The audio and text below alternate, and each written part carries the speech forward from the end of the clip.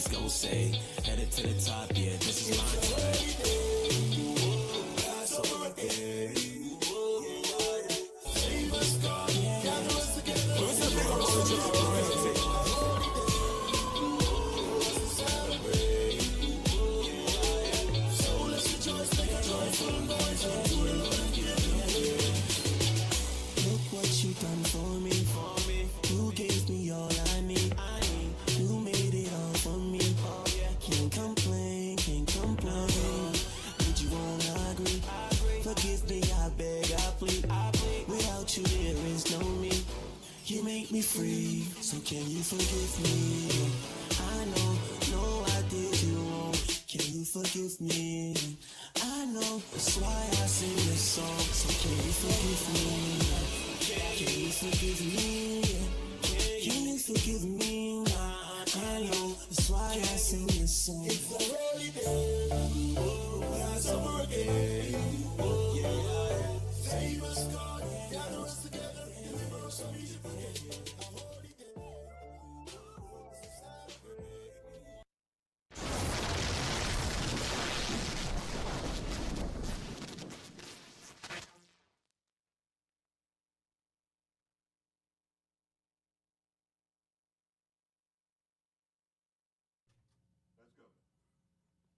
Hey, shalom. Most High in Christ bless. Most High in Christ bless.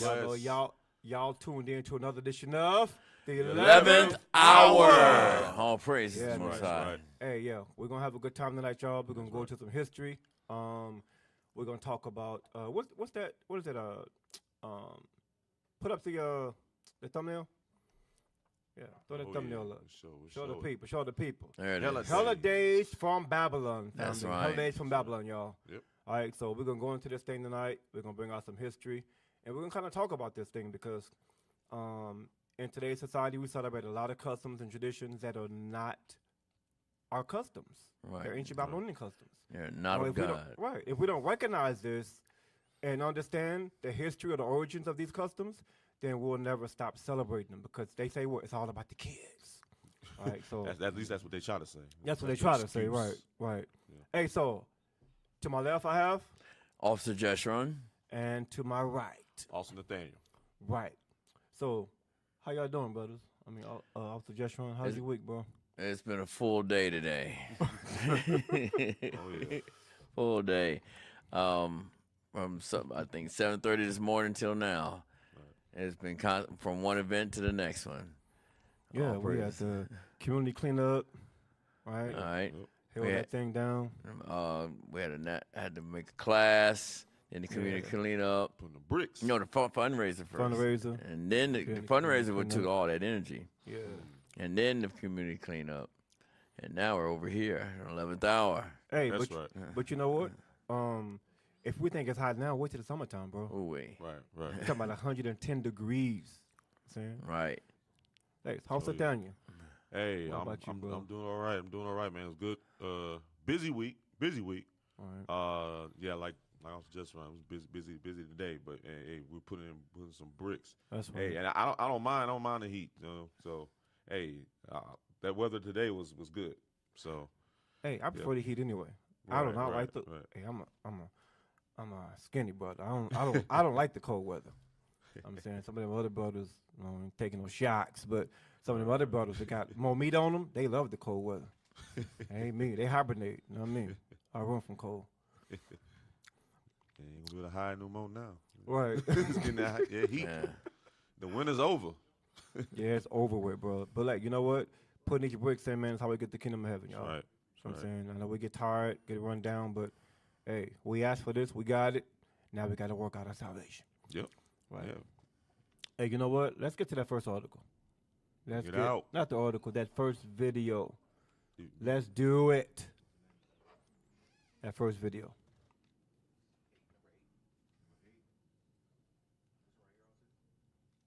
The one you had up there earlier? RT. No, the one for Christmas, bro. You just had it. Yeah, so while they getting that video, y'all, if y'all seen that that message that went out, you know what I'm saying, what happened with our brothers, you know what I'm saying, in Africa, comment, share, and like that video because there's a lot going on. I'm telling y'all, when we travel and we hit the streets all over the world, a lot goes on behind the scenes. You know what I'm saying? We get threatened. People want to kill us and put us to death because we're teaching the Bible. It is what it is. We're going to teach the Bible. I'm saying, so let's make sure that we're following those orders and sharing and commenting on that video. All right. It's funny how you got people like, and these are people they say they Christians, right? They good. You know what? You're right, good Christians. Everything else, but as soon as it all of a sudden, as soon as the truth flashes out, the truth flashes out. Right. Then they lash violent. back. They want to get outburst, just like we were seeing in that video. It's crazy. Right. Like the whole devil comes out of them, basically. They're not about the truth. They're about lies, and they want to uphold the lie because they trust in oppression. Yep. Right. They trust in the so-called ease because they're being afflicted, but they've been so accustomed to oppression that that's what's normal now. Yep. And when they experience any kind of freedom, even the freedom of the knowledge of the truth, that's threatening to them. It's scary. It starts bringing them back into reality. Now they can't fall into the sleep of Christmas and presents and no accountability for any of their actions. True that a lot of times when it comes to it, it's a lack of accountability. Oh damn! Now I can't be fornicating like I used to anymore and say I love Jesus. Right. Oh, I can't. Right. So a lot of times they don't want to hear it. That's true, and it's heavy that you say that when it comes to oppression because oppression has made us very comfortable. Right. And anything outside of oppression, right, it disturbs us. It's like oppression's traumatic. It's such a traumatic experience to where if we escape it, we become afraid. Right. It's crazy how we think if we don't have trauma in our lives, okay, we're uncomfortable with that thing. But if we have peace, okay, we got issues because we got peace. What do I do with myself? What do I do? Right. I'm saying think for yourself. Yeah. I'm saying react, make decisions. We focus too much on media and rap videos to guide us. Right. That's on point, bro. Yeah. Hey, y'all got that video? The hidden history? Yeah, go ahead and play it. Go ahead and play it. Holiday season approaches. The air fills with festive cheer. Where that volume be? Start it over. Get the volume. Start over. Turn up the volume. As the holiday season approaches, the air fills with festive cheer and traditions that have stood the test of time. Have you ever wondered about the mysterious origins of these beloved customs? Let's embark on a journey through time to unravel the hidden tales behind our holiday traditions. Many of our modern-day practices have fascinating roots in ancient rituals and beliefs. The act of decorating evergreen trees, for instance, traces back to ancient civilizations that revered these trees as symbols of life and fertility. Similarly, the tradition of exchanging gifts has deep historical significance, dating back to offerings made during winter solstice celebrations to bring blessings for the new year. Feasting during holidays also has a rich history, symbolizing abundance and togetherness across cultures. Even the custom of lighting candles or lanterns during festive seasons has ancient ties to ward off darkness and evil spirits. These traditions have evolved over centuries, blending cultural influences and historical events. While the specifics may vary from one culture to another, the essence of these customs often remains the same: to foster community, express gratitude, and bring light into the darkest times of the year. I watched this. So, Stop, pause it right as there. we gather... Remember what they said? Yeah. They said they've blended customs. They've taken ancient Babylonian traditions, right? America's only, 300 years old, right? Yeah. They've taken ancient Babylonian traditions. America has refurbished those traditions and has utilized our history to deceive not just us as a people, but the whole world. All right? So watch. Let's go to Jeremiah. All right, let's go to Jeremiah. Watch this. Because sometimes we read over these scriptures and we kind of breeze through them quickly and we miss important, vital things in it. But watch this, y'all. Watch it. Read that in verse 1.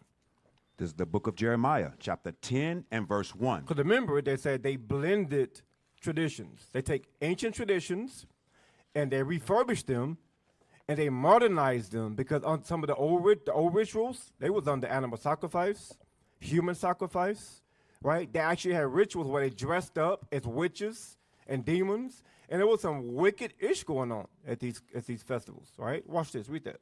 Hear ye the words which the Lord spake unto you, O house of Israel. Thus saith the Lord, learn not the way of the heathens. Of the heathens. That's referring to the other nations, right? So what's another nation? Because society says that we're African Americans. And the deception comes in when you take a African or Babylonian tradition and you tell the people that have lost their heritage that this is your custom, we're going to follow that custom, right? Because they blended it in with what? With Christ, right? Which goes back to, that famous scripture in let's get there real quick. Acts 11:26, right?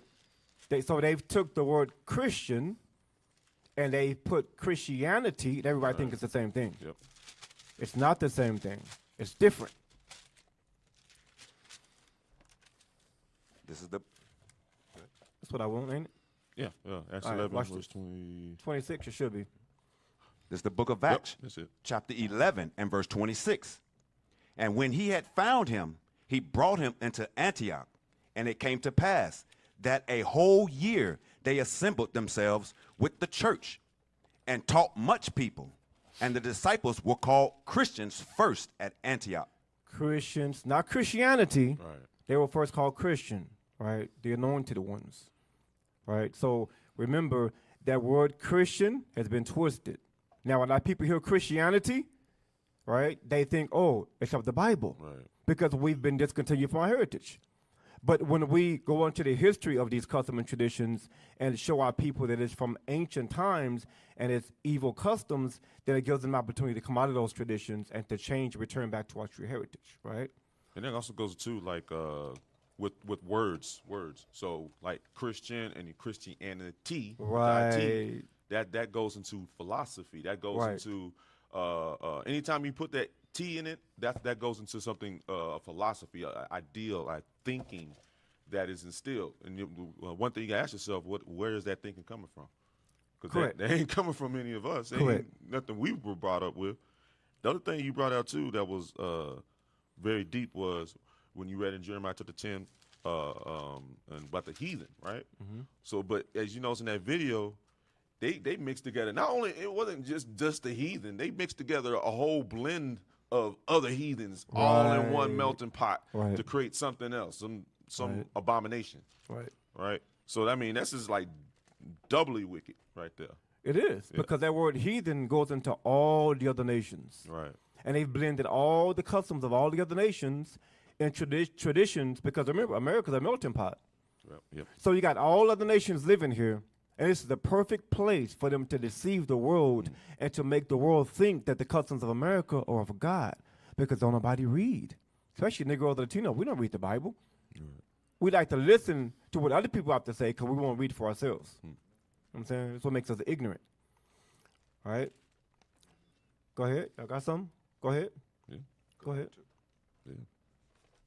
I'm sorry, 10. And Yes, sir. Yep. thus saith the Lord, learn not the way of the heathen, and be not dismayed at the signs of heaven. For the heathens are dismayed at them. For the customs of the people are vain. For one cutteth a tree out of the forest. Remember, it says the customs are vain. If they're vain, they mean what? They're useless. They don't mean anything. So America's customs are meaningless because they don't connect to the one and only true and living God. So it becomes what? Idolatry. Go ahead. The work of the hands of the workman with an axe. They deck it with silver and with gold. Okay, remember, they decked the tree. We're going to get a video here shortly where the original Christmas tree was what? It was a fir tree, but as well, it was also, what was that tree? It was a Palm tree. palm tree, thank you. Palm tree. It was a palm tree, and then it went to a fir tree. Right. Those are, because remember, there was an old beer commercial. I remember that beer commercial, I think it was Corona, where it was like a Christmas commercial, and they had in the background they had a palm tree decorated with lights. They letting us know in the freaking commercial that it's pagan. Wow. It started off Right, we don't pay attention to it. from its original roots. Right. Go ahead. They fasten it with nails and with hammers, that it move not. Hey, I don't know about y'all, but I remember growing up in the 80s, right? What was that, 1977? I'm telling my age. 1977. I'm ready to Say, listen. let's show them like, what? I remember like 1977, 78, even into the 80s. I remember growing up in the household, and we had, back then, they had those trees you had to actually cut down, right? It wasn't the stuff they have today, or plastic was, right? You put the pieces on it. And back then, they had stands that you put them in. Right. And the stands, you had to put nails in it, right? Yep. And screws. And screws, yes. I remember that. So I remember we used hammers and nails to keep the trunk of the tree in it, because we was wicked as hell. We celebrate that foolishness because we didn't know any better, right? So this telling you in detail, because a lot of people read this and they think that, oh, we don't have nails and hammer anymore. Originally, they did back in the 70s. Before that, 80s, they had those. But then they become so modernized. When people read this, they're like, oh, it's outdated. No, it's not outdated. Your brain is outdated. Yeah. The hell is this? That's all that is. But none of this stuff is referring to God. It's not referring to Christ or Right. anything holy that we read about. Right. A lot of this, the trees is going back all the way to Nimrod in the book of Genesis. Right. There's a book, The Two Babylons, that refers to that. And there's an excerpt on page 90, if I may read that real quick. Yes, they got. Let me see if I sent that to them. No. I didn't. Hey, if you would. You got it? Yeah. Page 90 over there. If y'all get that book, screenshot it, and send it. I thought I sent that page, but I didn't. It's page 90. Let me see. Yeah, I didn't send page 90, right?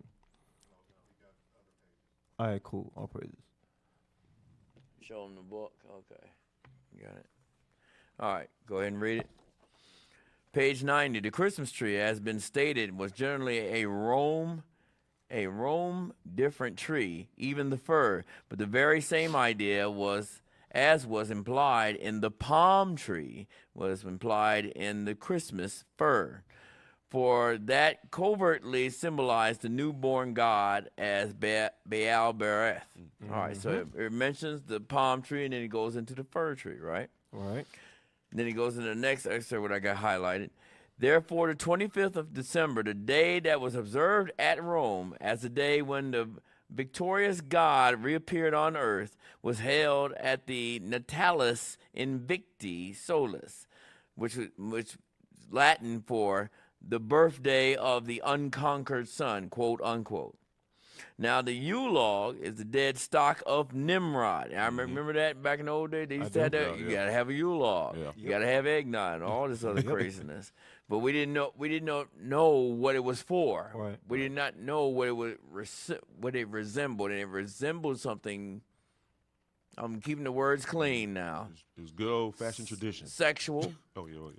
I can say that. But we know eggnog, but eggnog tasted good. What child did I want eggnog? Yeah, they messed that up, man. Even though these West customers today, hey, I go to the store, I grab me some eggnog. Right. It's good. You know what I'm saying? Yeah. Now, the Yule-log was the dead stock of Nimrod, which is the rod of a man. Okay, Right. the dead stock. Wow. Because the story goes, he was killed by his enemies, and he was cut in pieces, and the only piece they found of him was his stock, his rod. Right. And he's supposed to burn this at Christmas. Ain't that something? Deified as the sun god, but cut down by his enemies, the Christmas tree is Nimrod, redivivus, meaning coming back, being revived. The slain god come to life again. That's it. So in other words, that tree symbolizes Nimrod. So in other words, you have a dead man in your household Yeah. that symbolizes the Christmas tree that you wrap lights around. It's symbolism. That's danger in that thing because you allow evil spirits in your house. Right. That's spiritual. Let me quick script. Psalms chapter 106, verse 34.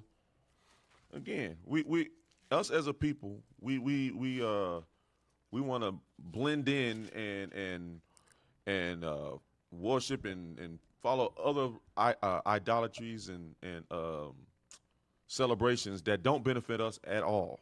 It does nothing for us whatsoever. It only destroys us. But yet we still can partake in it because we don't have an understanding of who we are. Read that. This is the book of Psalms, chapter 106 and verse 34. Mm-hmm. They did not destroy the nations concerning whom the Lord commanded them. That's where all this filthiness came from. But we still want to be like them instead of being serving God, being an Israelite. No, we want to be like them. We want to be like the so-called white man, the so-called Chinese man. Right? Keep going. But were mangled among the heathens, and learned their works. And we learned their works. We learned that's where we get all this Christmas, is Easter, all these other celebrations have nothing at all to do with the Bible, have nothing to do with us. Keep going. And excuse me. And they served their idols, right, which were a snare unto them. Right. It's a snare unto us. It's a trap unto us. There's nothing that we benefit at all from celebrating Christmas. Right. What as a people has Christmas done for us? Made the white man rich. Made exactly. Bank accounts go down. Exactly. Yeah. It's giving the white man we broke bunch of money. Broke every year. I remember that.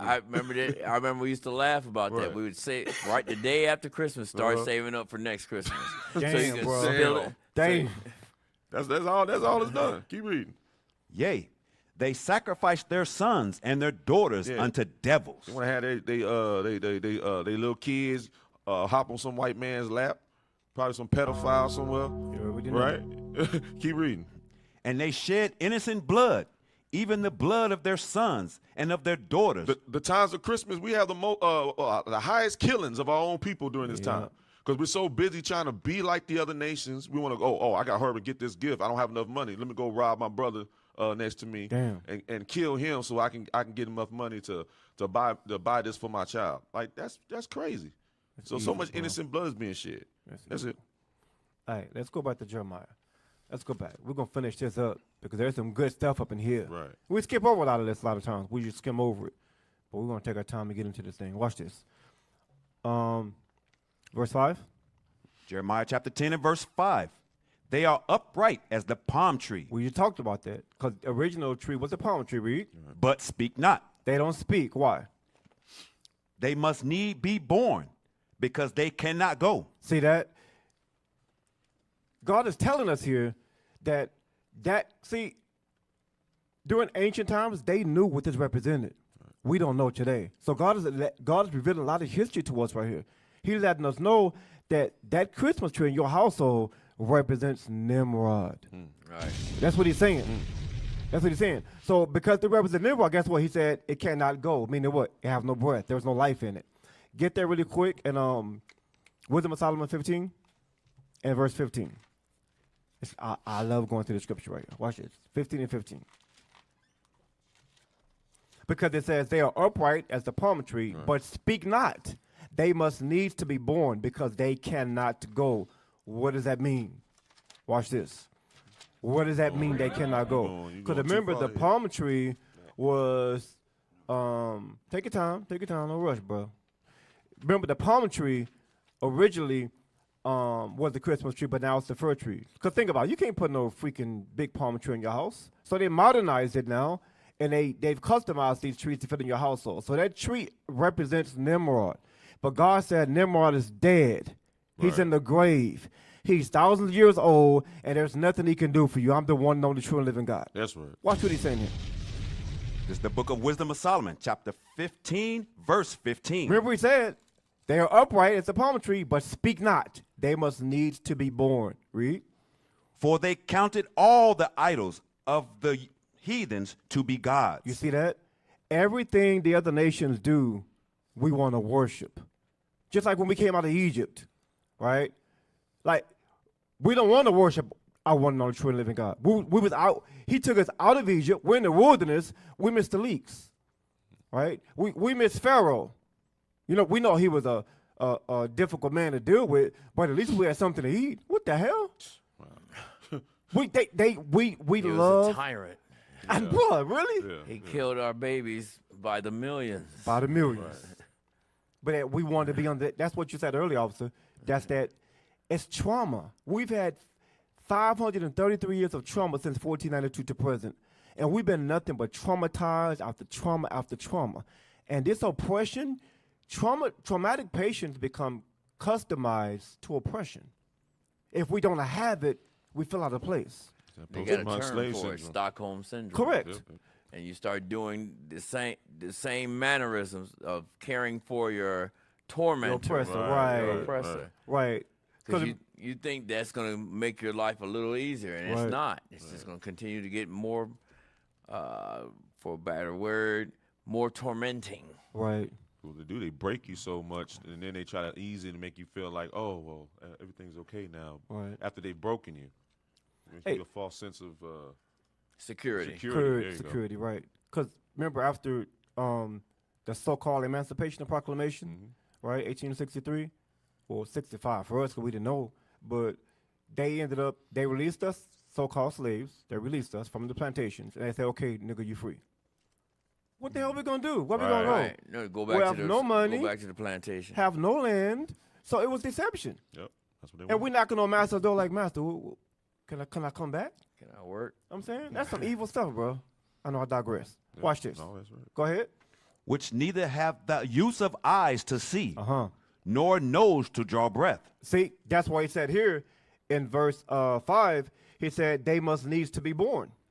Why would someone living want to worship something that's dead? I can tell you. It makes no sense. Semiramis, the story goes in the two Babylons.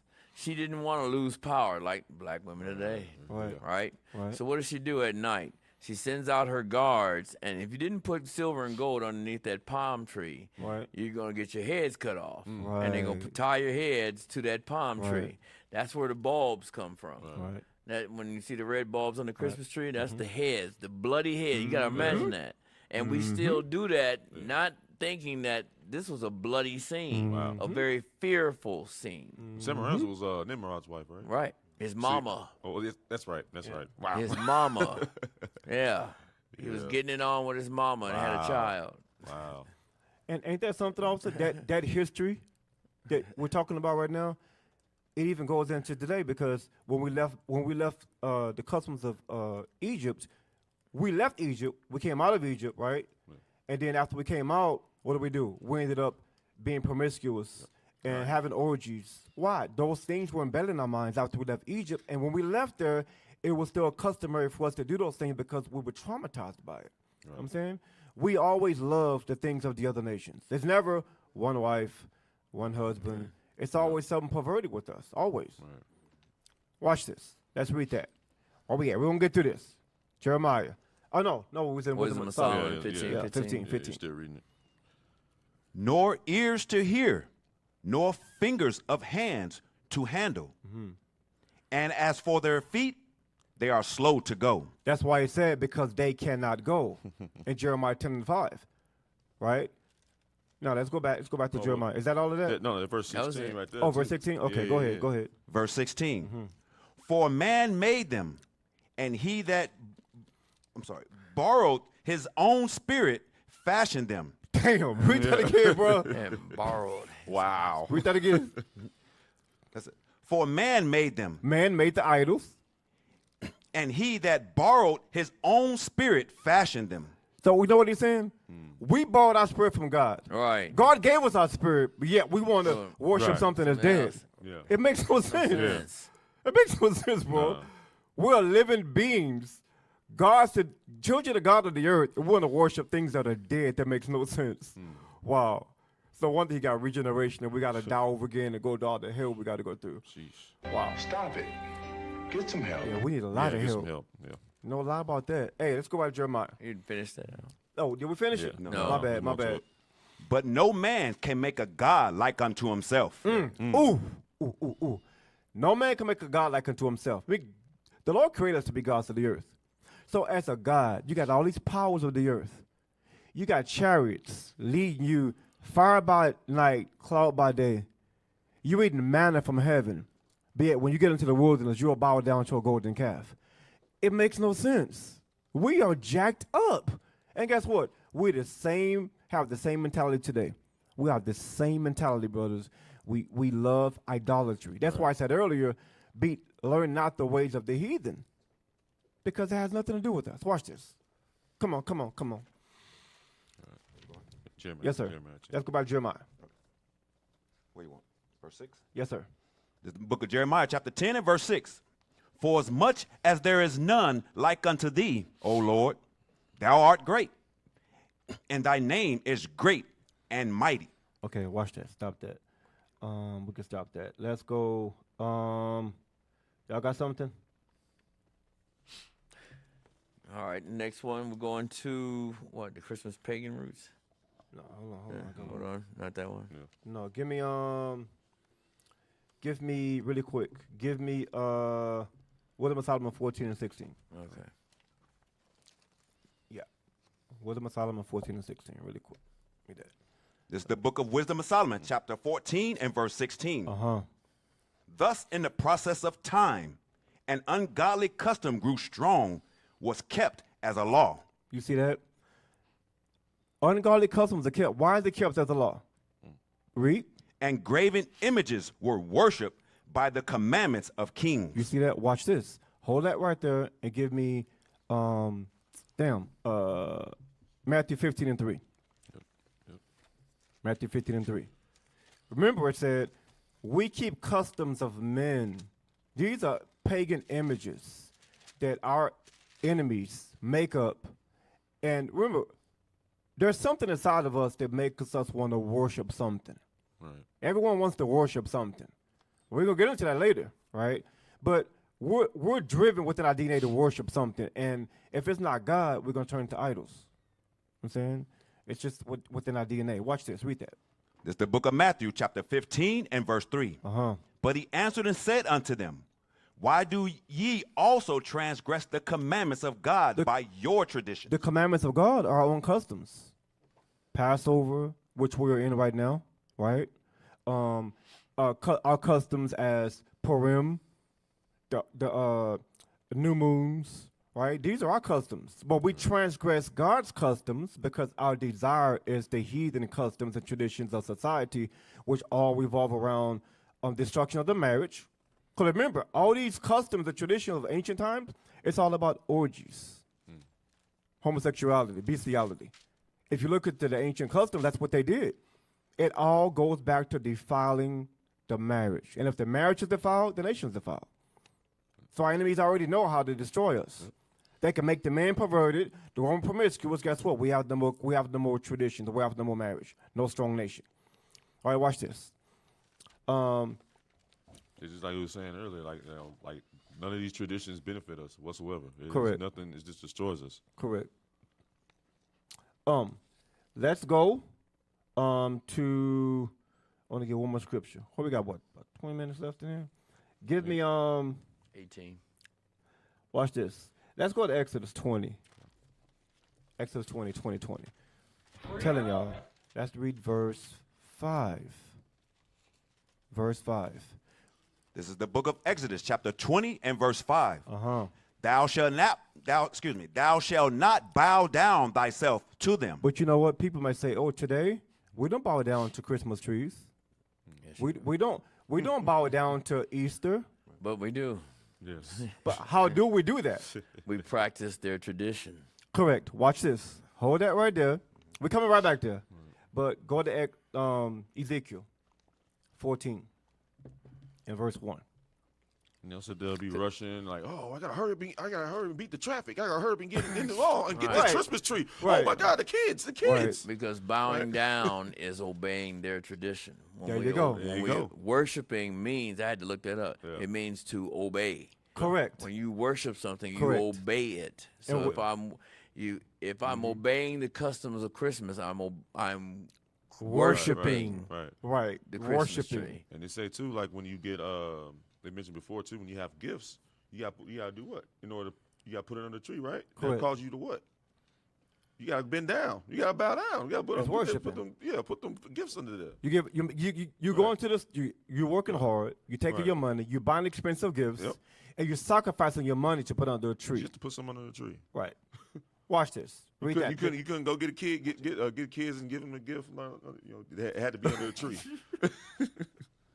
Watch this, bro. This is crazy. Go ahead, bro. This is the book of Ezekiel, chapter 14 and verse 1. Uh-huh.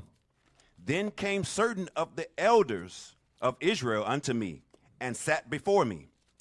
And the word of the Lord came unto me, saying, Son of man, these men have set up their idols in their heart. Where's the idols? The idols in the heart. Meaning what? If you whatever you give your heart to, that's what you're gonna worship. Right. Like some brothers worship their wives. It's another topic. I'm saying so. Wherever your heart is at, whoever you give your heart to, right? So we got to make sure when we organize it and order in our lives got to be given to these commandments first. Right. We got to be given to Christ first, and from there, your life will be organized to the point to where now things are in order, and now you can worship God the proper way. Because many people think because the name of Christianity is attached to Christmas, that it has everything to do with Christ. And they will kill you over that thing, bro. Yeah. It's crazy. Hey, there's another precept. Where is it at? And one thing. Yes, sir. Read that one last scripture. They had their idols in their heart. Yes, sir. Go ahead. Finish that? Yes, sir. And put the stumbling block of their iniquity before their face. Okay, that's it. Go to Mark 7:21. Where's the heart? Because whatever's in your head, that's what you're worshiping. Right. That's your idol. Yep. Whatever I live by in my head, according to what I'm thinking, that's my idol. Read that, please. This is the book of Mark, chapter 7 and verse 21. Read. For from within, out of the heart of men, Out of the heart, perceive evil thoughts. evil thoughts come from your mind, my head. That's all I need from there. Go back. That's your heart. So whatever I'm living by in my mind, in my heart, that's what I'm worshiping. That's it. Watch it. One more script. Revelation 11 and 10. Watch this. Revelation chapter 11 and verse 10. Yeah, it's a tradition, right? Because remember, the gifts originally that we gave, we were the slaves were the gifts during the time of slavery, right? Slave masters gave little children, like they gave our little 12-year-old girls away to their uncle as a gift. Now what the hell do you think gonna happen? So we celebrate these customs, we're celebrating our own destruction, is what we're doing. It's mockery. White folks sit back and they laugh at us. Because they dumb as hell. They ignorant. They don't recognize they're celebrating customs that destroyed them and they're clueless about it. Right. Why? That's why man created a perfect system. The only way out of that system mentally and spiritually is keeping the commandments. Watch this, read that. This is the book of Revelations, chapter 11 and verse 10.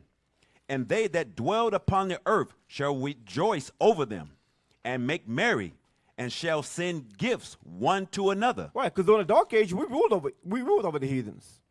You know what I'm saying? Like Europe, we conquered Europe. We ruled Europe. We were the ancient cells. That was us. That had nothing to do with white folks. They was in the Caucasus Mountains, eating juniper roots. Right? Read. Because these two prophets tormented them that dwelt on the earth. Right. That's northern and southern kingdom. Right. Go ahead. And after 3 days. Oh, go ahead.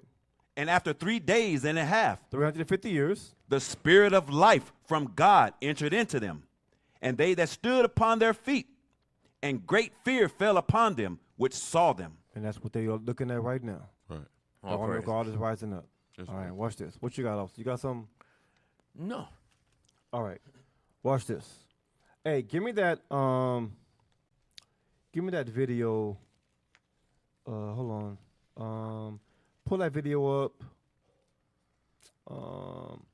The one that says, you will never look at holidays again. The same? Yeah, we're going to switch gears. I know we got a few minutes left, so we're going to switch gears. We're going to go to the topic, but I want to use this video to show forth all the different, many of the different traditions as we transition after the break. Watch it. Let's play that video.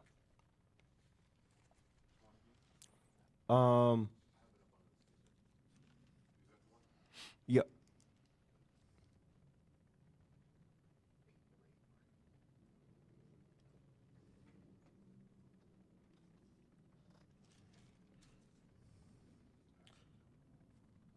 Question the dark truths behind birthday celebrations? Here are 4 you need to know. 1. They have ancient pagan no, roots. That's not the one. Birthday. Hold on, that's not the one. Nope, that's not it. It's the one that says, once you see this, you will never look at holidays the same. You got it? Or you want me to repost it?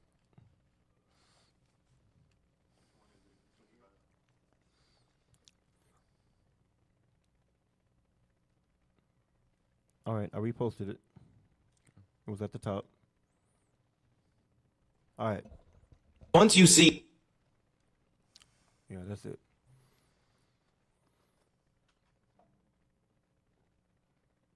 And by the way, y'all, happy Passover. Happy Passover. Right. Happy Passover. We're all celebrating, Passover right now. We got 7 days of unleavened bread. Unleavened bread. All praise. And remember, not just leavening out of your household, you gotta get leaven out of your life. Yep. That's why we're going over this topic, because birthdays, Christmas, every American custom and tradition in today's society has everything to do with the leaven. Right? Christmas trees leaven in your house. Right? This is not Jewish tradition. Or Easter.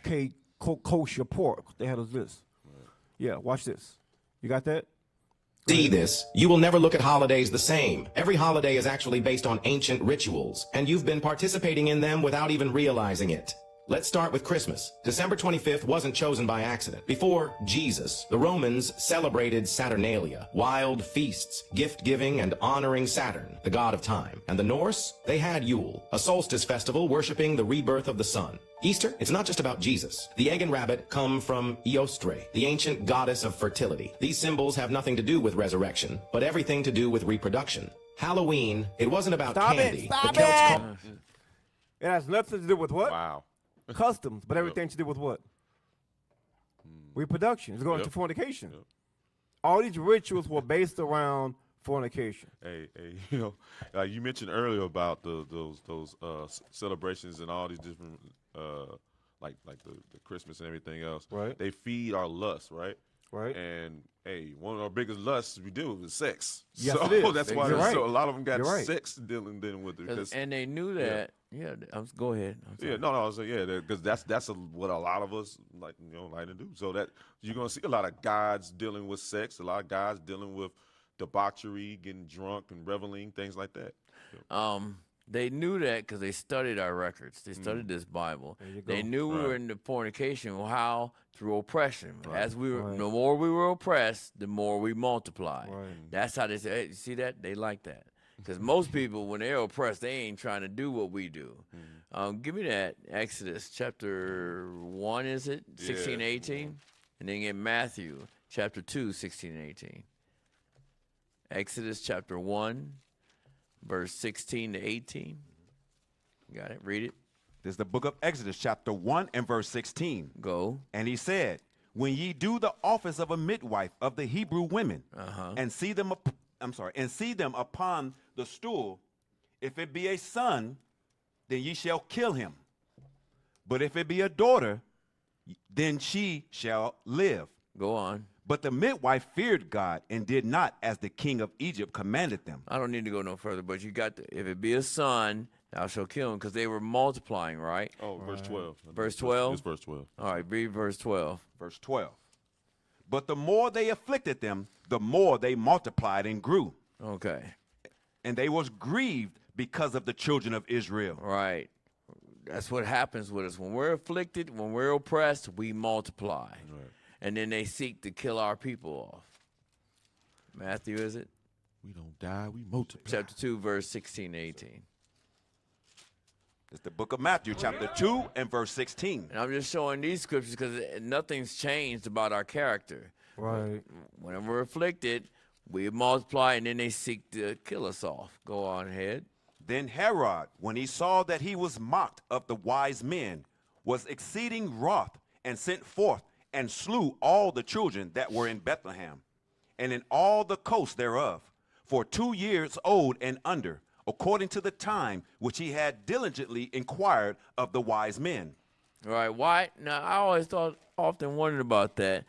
Herod was a king. He had all the influence of Rome, which is a worldwide power. He had spies everywhere. Why kill off all the children? Why not just go kill off that or in that region. No, they killed off all the children 2 years and under because we had multiplied. Right. That's all. That's a good point, officer. Yeah. Watch this. Let's see why. Because your point was, why do they kill off, you know what I'm saying, our children like that? But it's mainly the boys. Right. They kill off the progenitors, and they use women for sexual objects. And a lot of our sisters, even during the time of slavery, it was a lot of our women, the men too, but a lot of our sisters were given for promiscuity to other slave masters. You know what I'm saying? But you'd be surprised when you read the history of them molesting our babies, 2 years old, 5 years old, 8 years old. We were nothing more than the animals to these people. You know what I'm saying? Watch. And guess what they did? They got those customs from ancient Babylon. Let's go to Exodus. Exodus chapter 1, and let's read verse 22. Oh, you know what? No, start with verse 20. Exodus 1 and 20. This is the book of Exodus, chapter 1 and verse 20. Because the more we afflicted, what? The more we grew. Right. Just like in today's society, abortion clinics on every freaking corner. Why? Because we grow. When we're afflicted, hey, we have sex. That's just what it is. We multiply. Well, we do it in righteousness. Look, we keep the commandments. And since that's about our characteristic, let's give them customs that highlight fornication, so to keep them in sin. That's exactly what Getting Esau back do. to the original point. And Esau does that. He got that from ancient traditions. It's that's ancient Babylonian traditions. Come from Egypt. Read verse 20. Therefore, God dwelt well with the midwives, and the people multiplied. And the people multiplied. We had a lot of sex under oppression. Read. And waxed very mighty. What did we do? Waxed very mighty. It was a whole lot of us. But how did the ancient heathens handle us? Read. And it came to pass because Okay, go ahead. And it came to pass because the midwives feared God that he made them houses. He made them houses. Go ahead. And Pharaoh charged all his people, saying, every son that is born. Every who? Son. Every son that is born, not the daughters. Read. Ye shall cast into the river, and every daughter ye shall save alive. Every daughter you save, the sons you kill. And think about this, y'all. Think about the customs back then. Remember, on the Nile River in Egypt, it was seasonal. Because remember, you had alligators that multiplied numerous, right? So they took our babies. That's where Esau got the alligator baby from. The Egyptians did it first. They took our babies, threw our babies in the river, and guess what? Alligators ate them. And what is the first god? Watch this. The first god, the first plague of Egypt was Sobek. Let's skip up to verse 7 and verse 17. God. Right. Well, let's go to chapter 7, verse 17. It was Sobek. So what are we showing you? That these ancient traditions are rooted in our death and the destruction of God's people. And America get this from ancient Babylon. Thank y'all. I ain't had a bomb in like 20 minutes. All praises. Y'all waking up back there. Y'all in the spirit. All right. Watch this. Let's read Exodus 7 and 17. This is the book of Exodus, chapter 7 and verse 17. Uh-huh. Thus saith the Lord, in this thou shalt know that I am the Lord. Behold, I will smite with the rod that is in mine hand upon the waters which are in the rivers, and they shall be turned to blood. And you know what? Remember, the Egyptians are such simple people. They'd worship the alligators that's in the Nile River because alligators had a symbol of power and destruction. So they worshipped it. So the first god that the Lord destroyed, our true living God destroyed, was Sobek, the alligator god. So they would take our children and sacrifice our babies and give them over as a sacrifice unto their God that they worship, which are alligators. In the river. In the river. That's what they did. So where did God show up? So you know what, Moses? Go touch the river. Touch it with your staff, Moses. Now if you touch the river with your staff, Moses, it's going to turn to blood. Blood and everything living died. Right. And let's see Sobek save your ass from that. The hell is this? Y'all got something? No. All right, y'all. We're about to go to break. Stay tuned. Next, y'all, we're going to get into birthdays. All right? We're going to get into birthdays, and we're going to look at these ancient and wicked customs of birthdays and show you not to celebrate that. All right? Stay tuned. Shalom.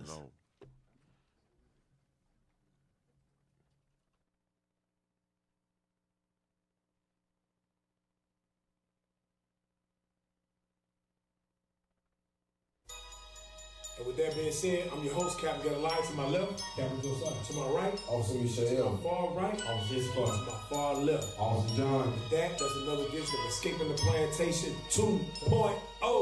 Shalom is well.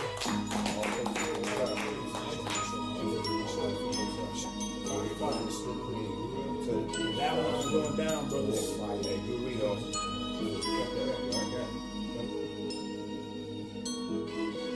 He opened the seventh seal and there was silence in heaven. I saw an angel stand at the altar. We praying for violence from heaven. The incense smoke mixed with our prayers. What a delightful smell. Golden censer, golden altar. Call it Raphael. Yeah. He opened the seventh seal and there was silence in heaven. I saw an angel stand at the altar. We praying for violence from heaven. The incense smoke mixed with our prayers. What a delightful smell. Golden censer, golden altar. Call it Raphael. Yeah. Times a day, I send him up, hoping that Raphael pick him up. Fill up his plate till he had enough. Till the Lord make the nations drink the cup. Can't wait for destruction. Yeah, I know that we struggle. But it ain't for nothing. Make it eat 'em, press the button. Ishmael turn to nothing. Moab carry a bucket. Amalek melt like an oven. Ammon have to feel the judgment. The Lord judge them all in public. And no, I can't wait for it. They gon' have to pay for it. I pray that I'm safe, Lord. Let's go. I go to the Father by facing the land. Jerusalem, holy, complete, not planned. We measure the city, but not like a man, but an angel of God. United we stand. I call on the Lord and I'm praying for vengeance. I hope that it reaches the golden censer. Beam me up. I can't wait till they kingdoms up. Watch as the heathen double dust when them nukes come across the ocean front.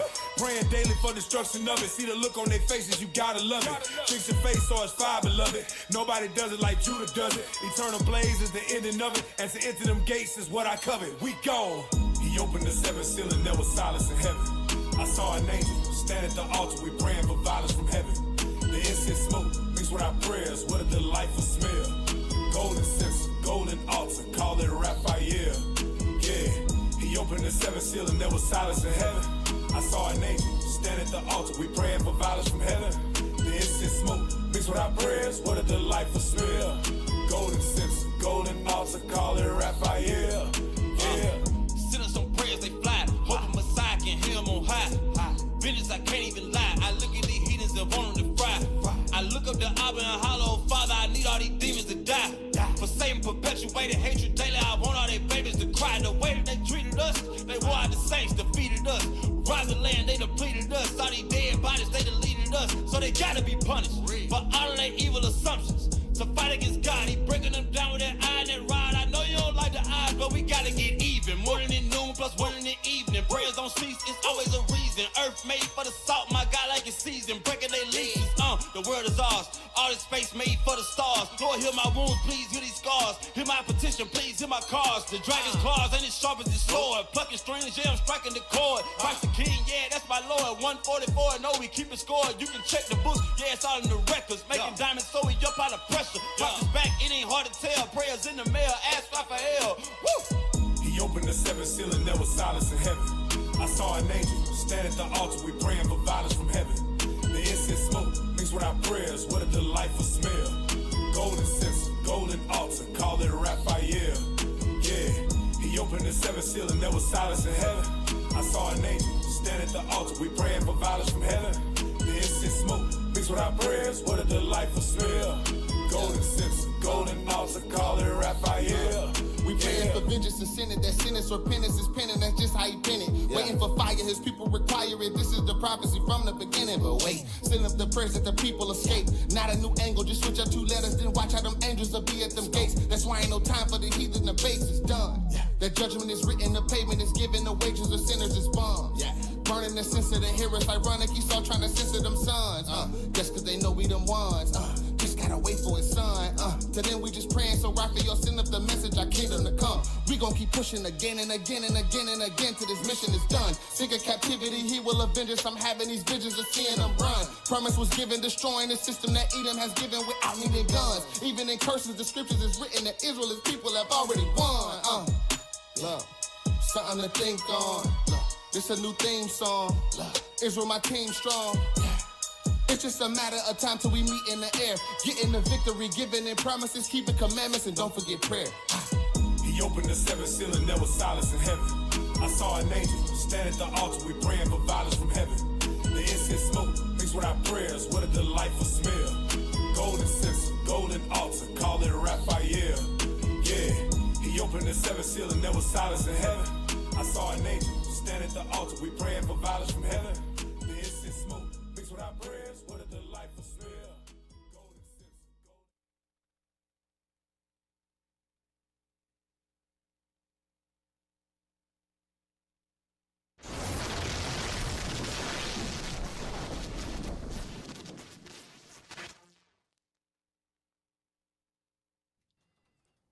All right, y'all. All right, we're back. We're back. Welcome back to the 11th hour, y'all. Praise. That's what we're going to continue the show. We're going to go into birthdays. We're going to birthdays. So, a lot of you sisters like to celebrate birthdays. And, hey, growing up, man, bro, telling you, I spent a whole lot of money on freaking birthdays. I thought it was the right thing to. It's about the children. Right. But these customs are rooted in paganism, and it defiles us. And God separated himself from us, and he brings judgment upon us. So if we're going to get better as a nation, we must heal from these traditions and customs. We must come out of those things, right? So let's play that first video. Hey, I don't know about y'all, I was. Yeah, I don't know who wouldn't. Everybody I celebrate a whole lot of pretty them. much make Yeah, I mean, who didn't celebrate yeah, birthdays? Exactly. Wicked as hell. Question the dark truths behind birthday celebrations? Here are 4 you need to know. 1. They have ancient pagan roots. Birthdays originated as rituals to ward off evil spirits, but some say they invite dark forces instead. 2. Candles and wishes, not so innocent. Blowing out candles was meant to send your wish to the gods, but others believe it could summon something far more sinister. Hey, back it up. 3. Back it up. Back it up. Let's go back. Let's go back. About, yeah. It could summon. It A could summon. little more. Back it up a little more. Watch this. Keep going. Something far more. Keep going. Right Not so innocent. Candle 2. Instead. It is instead. Remix. Tap. 2. Candles and wishes, not so innocent. Blowing out candles was meant to send your wish to the gods, but others believe it could summon something far more sinister. 3. The cake tradition isn't sweet. In ancient times, cakes were offerings to deities or sacrifices to appease dark entities. What are you really celebrating? 4. The focus on self is dangerous. Some cultures view birthdays as a way to tempt fate by putting yourself at the center, inviting jealousy and harm. Stop right there. Follow to uncover more hidden. Stop right there. Remember, it said it focused on who? Whose birthdays focus on? It said self. So birthdays are nothing more than self-worship. It's idolatry, right? To worship yourself is nothing more than idolatry. What do you have to celebrate in your own life when you were born in sin? Right. The hell is this? Right? Watch this. Get that in give me that in give me Matthew 14. Oh yeah. It's all this one thing always 6. This one thing that's always tripped me out too about with birthdays now being this truth. You know, when you blowing the candles and you're wishing, it's like, who are you wishing to? Right. Like, right. You know, say, oh, I make your wish. I'm like, to who? Well, I got a genie or something I'm making a wish Yeah, to? it is. You're making a wish to a demon. Exactly. Yep. That's what it is. It's a devil. Yeah. You blow out the candles, because remember, tradition is the birthday cake is on, right? Yep. And you blow the candles out. And now it's dark. The candles represent light. Now the candles are blown out. Now it's dark. Now that it's dark, you got all these people around. And now you're chanting. Right. You're chanting a song. And what are you doing? You're invoking spirits. Right? And when you invoke spirits, guess what you do? Now you make a wish. Yep. Because that evil spirit is going to grant you a wish based upon a sacrifice you made. There you go. That's what it's all about. Now watch this. We're going to read to verse 11. This is the book of Matthew, chapter 14 and verse 6. But when Herod's birthday was kept. Whose birthday? Herod's birthday. Herod was an Edomite. He was Caucasian. Right? These are the customs of the heathens. You know, you'll never find this in our history. Right. Go ahead. The daughter of Herodias danced before them and pleased Herod. whereupon he promised with an oath to give her whatsoever she asked. So guess what? She would ask. She was twerking before Herod, pleasing this man sexually, right? Giving him a lap dance. So birthdays, again, it's an ancient tradition that symbolizes self-worship. And you look at birthdays are always centered around the women. It has nothing to do with the men. It's always about the woman. It's the woman that always wants to celebrate birthdays, because if the woman can celebrate her children, that means she celebrates herself, because in her mind, she's the queen goddess, and these are my children I gave birth to, and you worship my children, you worship me. That's what it's all about. Watch this. Read that. Verse 8.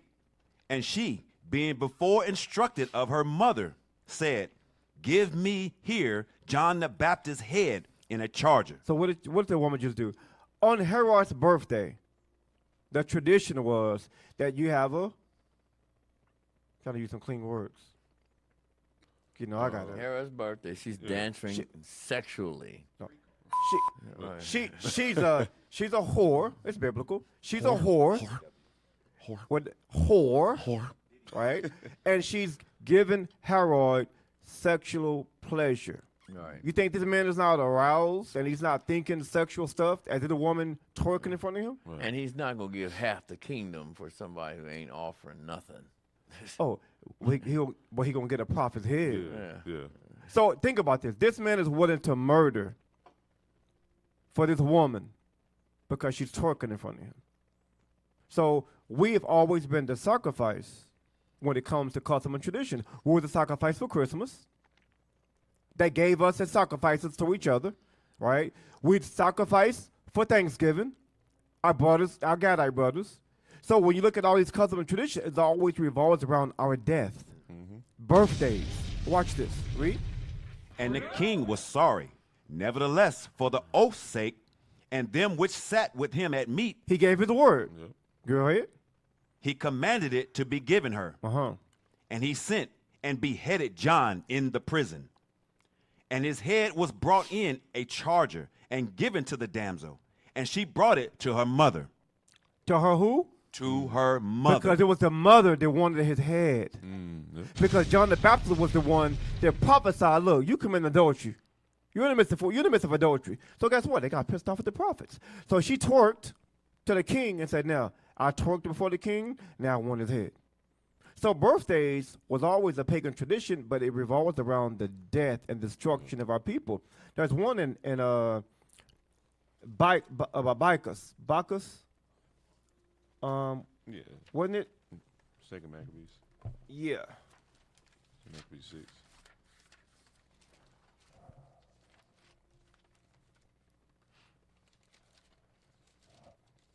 While we're looking for that, let's get the one in Job. You found it? Yeah, Second Maccabees 6. You can go down to 6 verse. Yeah, just read on down. Verse 6 verse to 9. Second Maccabees 6. Yeah, verse 7. We start at verse 7. It's the book of Second Maccabees, chapter 6 and verse 7. Yeah. And in the days of the king's birth, every month were brought by bitter constraints. By bitter constraint. If it's bitter constraint, that means you're not celebrating the birthday. How the hell birthday is going to be exciting for us in our minds? Right. See, birthdays are exciting for slave masters, but they've trained us for it to be exciting for us. It represented our death. Again, we're reading about an Edomite, Caucasian, bringing about death on his birthday to one of us as God's prophets or our people. Birthdays has always been celebrated as in our destruction. Read. To eat of the sacrifices. Oh, and guess what? Abominable foods. Yes. Right. And think about it. Birthday parties. You eating cake, you eating ice cream, right? So if you put food in front of any tradition, a nigga gonna celebrate. Give him some barbecue, some ham hocks, some turkey legs. He'll celebrate anything, and some drink. Mentioned about that ice cream, and I had found this out when I came into the truth. You know, vanilla is black. It's supposed to be, but and they changed it to white because I remember the lady said, "I couldn't believe something that tastes this good is black." Wow. And that's when they changed it over, and she remembers the year that they changed it. That's over, crazy, bro. And they made it white. She said, What did she say? She said, I can't believe that something this good is actually black. Damn. What did you say? I wish we could find that. Yeah, what was that from? Vanilla is black. Vanilla is black? That's Just type crazy. it I've in. heard of that. I have heard of that. That's the But, first time hearing that one. and like when you brought in Matthew chapter 14, because like that, that request where they had to make that's the same thing like with the mafia bosses, like with the Right. got a Godfather. Vanilla ice cream. That's Their true. Birthday, they had to add, they say That's true. any wish you want, right? Which And you're right. Yeah. Because what did that wicked woman what did she request? She made a wish. She made a wish. Yeah. Like, Herod, I wish that you would give me John the Baptist's freaking head. Mm-hmm. Kill the nigga and behead him. She made a wish. Right. And Herod was the demon. Mm. Hell is this? Hey, why y'all looking for that? Hey, let's get Not the abstract. Vanilla Hey, ice let's get cream. the one in Job 1. Vanilla ice cream 1 and 3. is black. This is the book of Job, chapter 1 and verse 3. His substance also was 7,000 sheep, and 3,000 camel, There and it is. 500 yokes of oxen, and 500 she-asses, and a very great household, so that this man was the greatest of all the men of the east. Uh-huh. And his sons went and feasted in their house, every one his day. His who? His day. His birthday. So they went into their houses and they feasted on his day. Let's see what happened. Read. And sent and called for their 3 sisters to eat and drink with them. You see, eating or drinking is always a part of these customs of birthdays, of Thanksgiving. Because the white man knows, if you give a nigger or Latinos some music, you give them some strong drink and some beer, you give them some barbecue, they'll celebrate anything. All we do is dance and nigger them. These customs and traditions are designed to get us to follow them because we're ignorant about our own customs. Hey, what you found that? That's crazy. Show that. That's crazy. Let the Put that on people the see screen. it. Yeah. Vanilla ice Look cream. at that, bro. That's crazy. Vanilla ice cream is black. Right. That's right. And because Dang. enough people complained about it, because they complained that it was black. They weren't complaining about the taste. They loved vanilla ice cream. Yeah. Let me That's say it crazy. again. They loved vanilla ice cream and it's black. But because it's black, they said, no, I don't like that. It's black. I hate black. Change it to white. So they bleach it. Damn. Now, anything bleached, I'm sorry, is deadly to you. Correct. Yes. And we know that through sugar. Yep. Because sugar is brown. Right. But we eat the white sugar. Well, I don't. I mean, not anymore. Right. But you go through any documentary about the sugar, it's going to end up in diabetes, hypertension, gout, so on and so forth. Right. Bro, I Chemicals never in it. knew that vanilla was black. I never knew that thing. Guess what? I'm going to go out tomorrow and I'm going to find me some black vanilla ice cream. Yeah, I ain't never go- had a black ice cream vanilla cone. Maybe The some hell is black this? vanilla. I feel like a nigger all over again. The stuff that they hide from us, bro. I never knew that. Wow. I wonder if you can find that. Can you actually find? Yeah, there you go. I, There you go.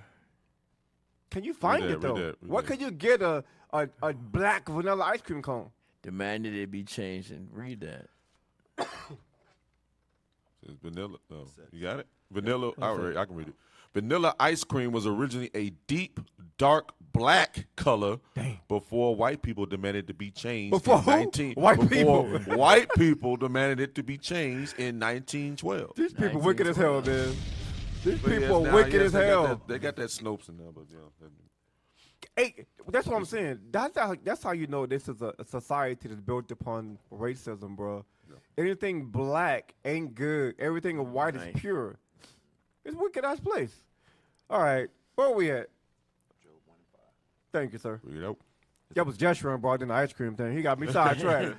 I kind of never knew that. That's Because fascinating. they were eating Hungry now. things Right. sacrificed And you to get your ice idols. cream. Yeah. And now I'm hungry for dark Right, that was an chocolate ice ice cream, cream. Yeah, now I want vanilla dark ice cream. I'm gonna go look for that today. All right, go ahead. It's the book of Job, chapter 1 and verse 5. Uh-huh. And it was so, when the day of their feasting were gone about, that Job sent and sanctified them, and rose up early in the morning, and offered burnt offerings according to the number of them all. Oh, go back and read that again. Start at the top. 5.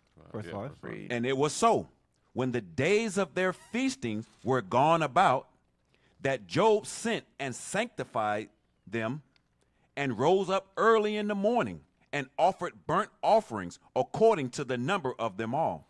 So Job had to sacrifice for his children to sacrifice. For their sins. Correct. Right. And it says it. Right.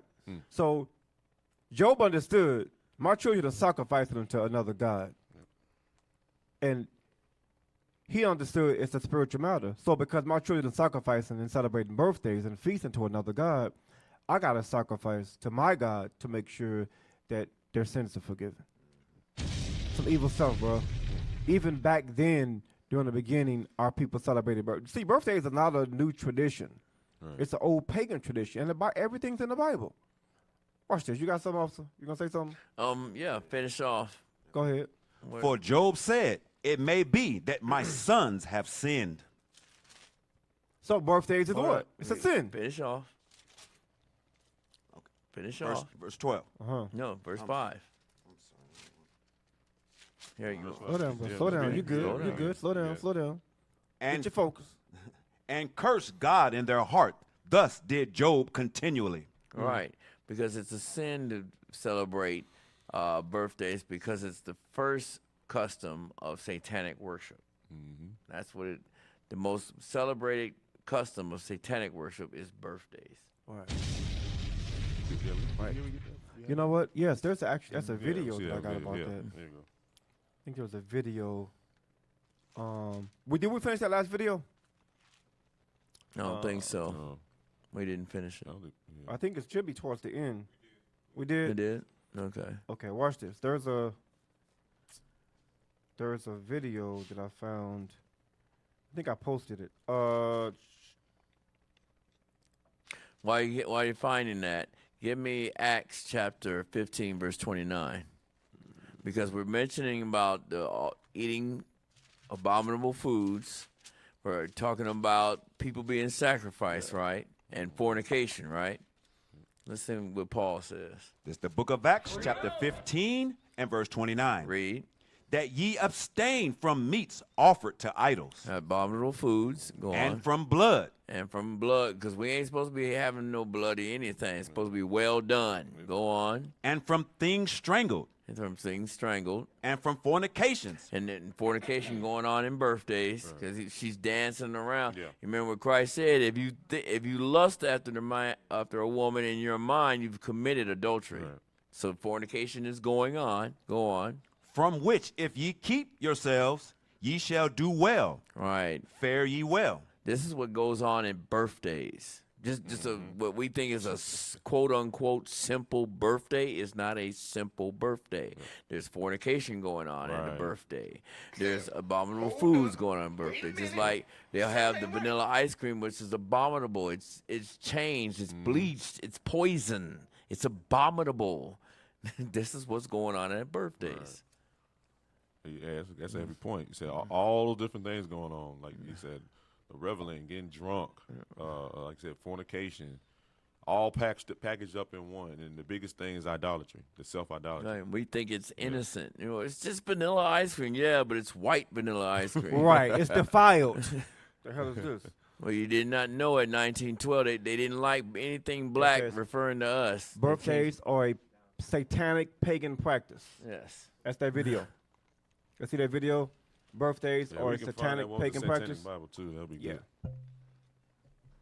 He's gonna bring it out right here. Okay.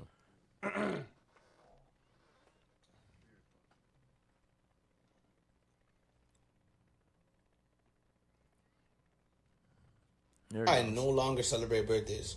We find in the Satanic Bible, written by Antoine Sandor Lavey. He wrote what's called the Satanic Bible, and you can find it. Right. And he wrote in it that the highest of all holidays in the Satanic religion is the date of one's own birth. You can stop it right there because he goes into some of that heathen stuff. So the highest, how do you say it? The highest, the greatest custom, one of the greatest customs that we celebrate in the Satanic Bible is our birthdays because it goes into self-worship. It's like what in our Bible is the Sabbath. In the Satanic Bible, it's the birthday. You know what? Watch this. Get that in Ecclesiastes 7. Yep. I think it's verse 1, isn't it? Yep, 7 on verse 1. Yes, sir. Oh, gifts destroy the heart. No, sir. This is the book of Ecclesiastes, chapter 7 and verse 1. Oh, verse 1. A good name is better than precious ointment, and the day of one's death than the day of one's birth. You see what he said? Okay. He said that the day I die is better than the day I'm born. You know why? Because our forefathers understood regeneration. They understood we're here to be judged by God. Now watch. Get that in Ecclesiastes. Go to chapter 8. That's awesome. We were in captivity. Watch this. Read verse 8. The book of Ecclesiastes, chapter 8 and verse 8. Now, this is why you don't celebrate birthdays. And we don't, see the Bible, everything's in the Bible. Mm-hmm. So he said the day of death is better than one's birth. Because our forefathers understood that God, we brought here on this earth the regeneration to be judged by God. Watch this. There is no man that have power over the spirit. You have no power over death. Read. To retain the spirit. Uh-huh. Neither has he power in the day of death. So why would you celebrate a birthday when you have no power over your life? Can I give something else there?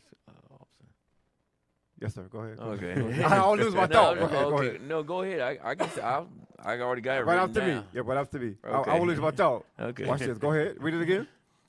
There is no man that have power over the spirit to retain the spirit. When it's time for you to die, now you can celebrate your birthday all you want. When it's time for you to die, guess what? It's over with. Read. Neither had he power in the day of death. And there is no discharge. There is no escape. There is no escape from death. Read. In that war. What did God call it? War. Guess what? Death is war against birthdays. Death is war against our sin. So God is telling us right here is that you have no power over your life because guess what? In the beginning, we live forever. It's sin that brought death upon us. So we die because God's at war with our sin. Right. That's what he's telling us. Go ahead. I want to show another aspect. It's talking about why your day of your death is better than the day of your life, your birthday. 2 Timothy chapter 4, verse 7. Bring it out. Because Paul, when he was coming up, even though he knew the scriptures backwards and forwards and sideways and up and down, he was going around killing our people who worship Christ. That's how he started out. Bring it out. Right. But read that, and then I got to say something. This is the book of 1 Timothy chapter 4 and verse 7. But refuse profane. No, chapter 4, verse 7. 2 Timothy chapter 4. Yeah. This is the book of 2 Timothy chapter 4 and verse 7. Read. I have fought the good fight. Right. I have finished my course. Right. I kept the faith. All the way till death, till he got his head cut off. His death said more than what his birthday was. Because he started out evil, but when he finished gloriously. Right. That's 100.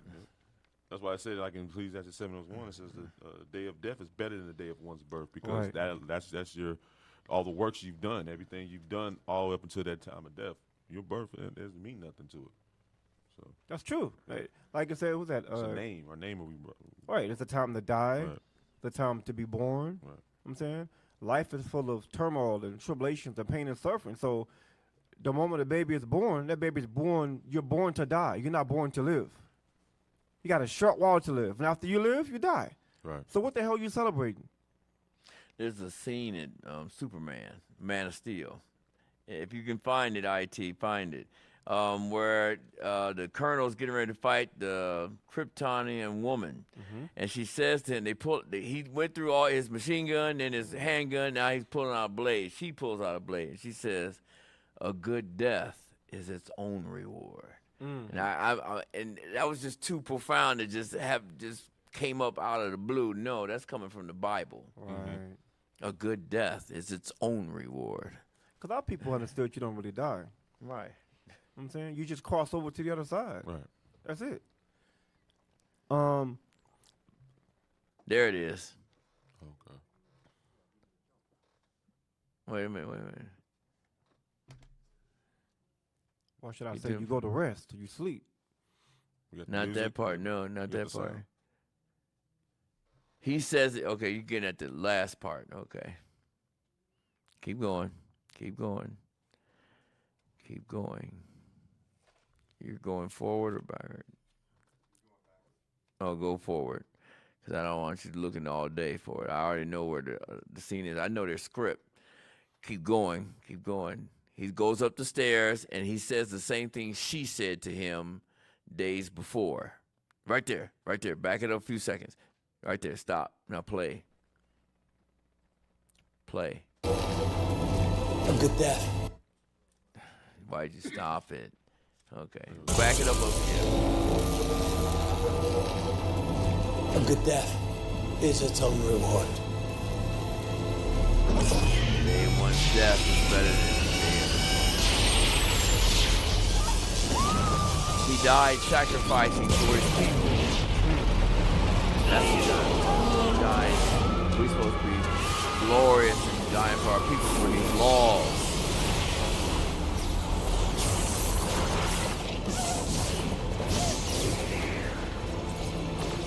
Kal-El, Son of God, comes. All right, y'all can stop that. We're not going to get a strike for this or nothing. They ain't going to take it down or nothing, right? We'll get a strike for that? No? All right. All praises. All right, watch this. Let's go to Job 7.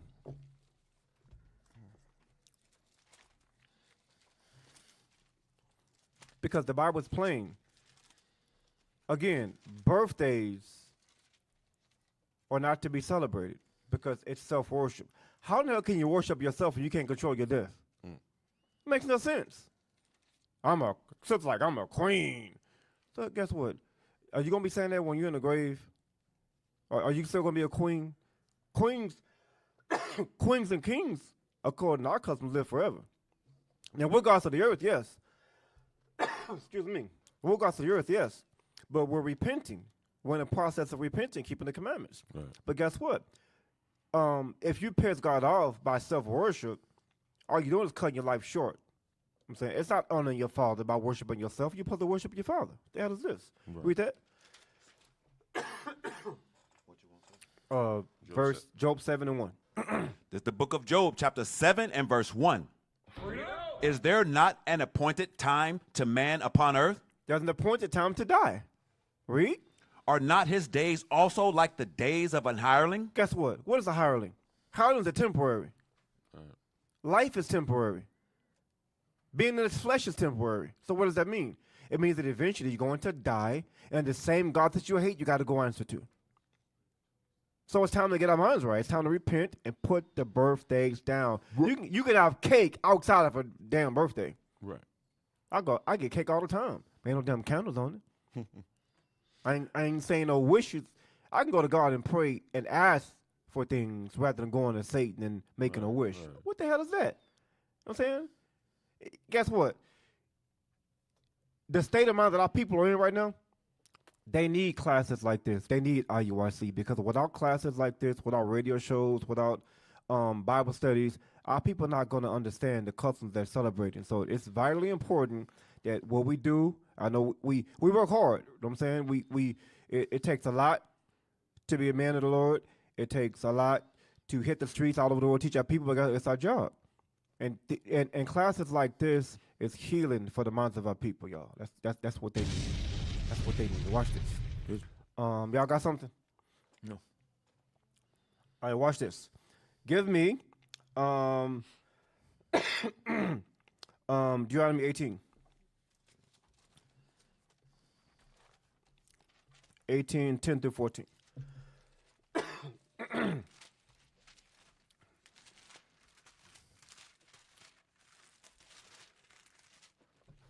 This is the book of Deuteronomy, chapter 18 and verse 10. There shall not be found among you anyone that maketh his son or his daughter to pass through the fire, or that uses divination, or observer of times, or an enchanter, or a witch. Because remember, it wasn't just when you look at John the Baptist, when you look at Bacchus, Herod, these people, it wasn't just John the Baptist are men that were sacrificing. It was also our children. Right. Our children were sacrifices. It was mainly our boys that sacrificed their boys, like they did in Egypt.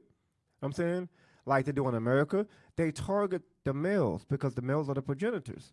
So birthdays takes the eye off of the male and puts all the focus on the woman. Think about it. Birthdays surround the woman and the children, and it divides the marriage.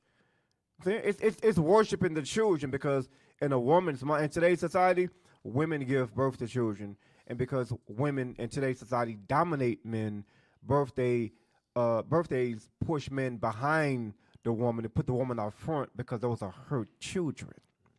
That's how it's designed. Her children. Her children. Not right. our children. Her children. You don't see men pushing birthdays like women do. No. Women push that thing, bro. Sweet 16 and right. Quinceañeras. Right. Right. And that's mainly with the female. Correct. Yeah. Go ahead. Verse 11. Or a charmer, or a consulter with familiar spirits, or a wizard, or a necromancer. For all that do these things are an abomination unto the Lord. And because of these abominations, the Lord thy God doeth drive them out from before thee. What verse is that? That was end of 12. Okay, now watch this. It going into charmers. Think about it. When you celebrate birthdays, you blow out the candle. What do? You make a what? You make a wish. Right?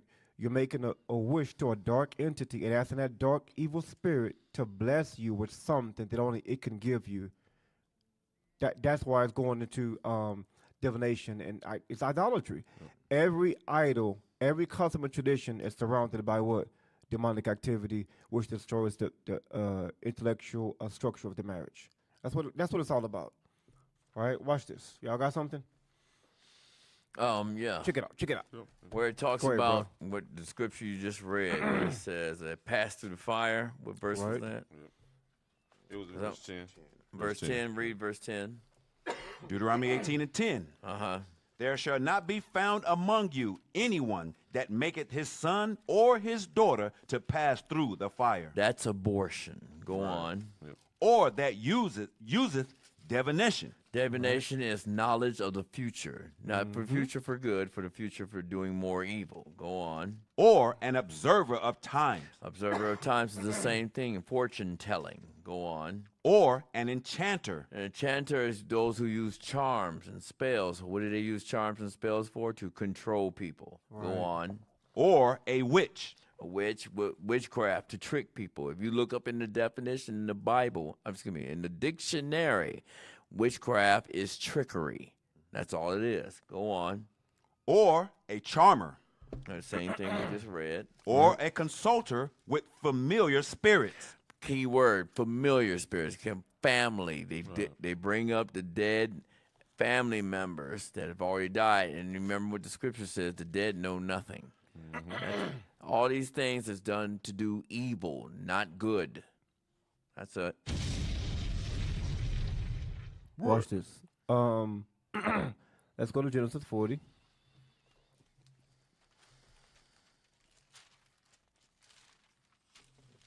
Again, these customs go all the way back to ancient Egypt. It goes all the way back to Genesis, to the very beginning. Exodus 40 and read verse 19. This Genesis? Yes, Genesis 40 and 19. This is the book of Genesis, chapter 40 and verse 19. Yet within 3 days shall Pharaoh lift up thy head from off thee, and shall hang thee on a tree, and the bird shall eat thy flesh from off thee. And it came. Go ahead. And it came to pass the third day, which was Pharaoh's birthday, he made a feast unto all the servants, all his servants. Again, there's that feast, right? There's the eating, there's the drinking, there's the dancing. It happened with Herod. It happened with Bacchus. You know what I'm saying? It happened with Pharaoh. It's always feasting and celebrating that revolves around idolatry. Read. And he lifted up the head of the chief butler and of the chief baker among his servants. Again, birthdays is paganism. what I'm saying? So watch this. Y'all got something? We're gonna move on to the next one. We can move on. All right, watch this. Let's go. Let's put up the next video. Let's do. Excuse me. Easter. Yes, sir. Yeah, let's do Easter. Pull up an Easter video. So I know we got your Easter coming up. Oh, we did that one. We did that one. Yeah. Yes, sir. Thank you. Any one of those. Y'all got it?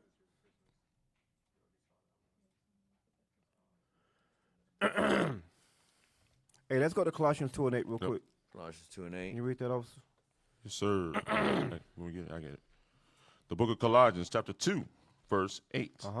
Beware, lest any man spoil you through philosophy and vain deceit, after the tradition of men, after the rudiments of the world, and not after Christ. I got something for Traditions. Not after the traditions. We read that earlier in Matthew 15:3. The traditions of men. All these customs of America are man-made. Why do they make all these customs? To keep the children of Israel in the midst of sin. It has nothing to do with the other nations. Right. They've been celebrating this crap. All right. You mentioned the customs of Easter. Now we're talking about. This is from the two Babylons from Dr. Reverend Alexander Hislop. This is some of the customs on page 74 and 76. Got it? Okay, you see it right there. Can you blow it up? All right. And switch it over so everybody can see it. Because right now we see it, but not the audience. There. All right. Can you read that there, soldier? Take your time. Then look at Easter. What means the term Easter itself is not a Christian name. It is not a Christian name. Go on. It bears its Chaldean origins on its very forehead. Easter is nothing else than Estar. Estar or Ishtar. Ashtar, either one. That's you're saying it right. Astarte or Ishtar. Go on. One of the titles of Beltis, the queen of heaven. That's in Jeremiah 44:16. Go on. Whose name is pronounced by the people of Nineveh. Was evidently identical with that now in the common used in the country. That name is found by later on the Assyrian monuments in Ishtar, right? So it's giving you different names, but it's the same idolatry. Right. Keep going. The worship of Baal and Astarte was very early introduced in Britain. Into Britain, along with the Druids, the priest of the groves. And I saw a video that he had posted. Officer had posted up. It showed the Druids in there when he was talking about all these customs. Go on. Keep going. It's the next part. Okay, the feast. Yep. The feast festival. The festival agreed originally with the time of the Jews' Passover. Jewish Passover. Read that again. The festival agreed originally with the time of the Jewish Passover. All right, because when we think of Passover, we think the heathen are thinking of Easter. Go on. When Christ was crucified. A period which in the days of Tertullian, at the end of the 2nd century, was believed to have been the 23rd of March. Right. That festival was not idolatrous. Right. Go ahead. That festival was not idolatrous, and it was preceded by no Lent. By no Lent. I'm going to read some of the names that Captain Mattathias had brought out. A class called Passover versus Easter. And he brought out these names, and here's these names that I'm reading off. It's the same custom. All right. From Neo-Babylon, that's back in Genesis of Nimrod. It was Semiramis. Remember, he was the mama, his wife, right? From Semiramis, Mesopotamian or modern-day Iraqi, they called him Inanna, all right? From the Egyptians, which you now know as the Watusi or Southern Sudanese, they called her Isis. From the Israelites, us, blacks, Hispanics, and Native American Indians, we called her Ashtaroth. All right. From the Assyrians, which we now know as modern-day Aramean, they called her Ishtar. From the Babylonians, which you now know as modern-day Cush or Ethiopian, I should say modern-day Ethiopian, they called her Queen of Heaven. From the Greeks, which are Edomites, they called her Venus, Aphrodite, or Hera.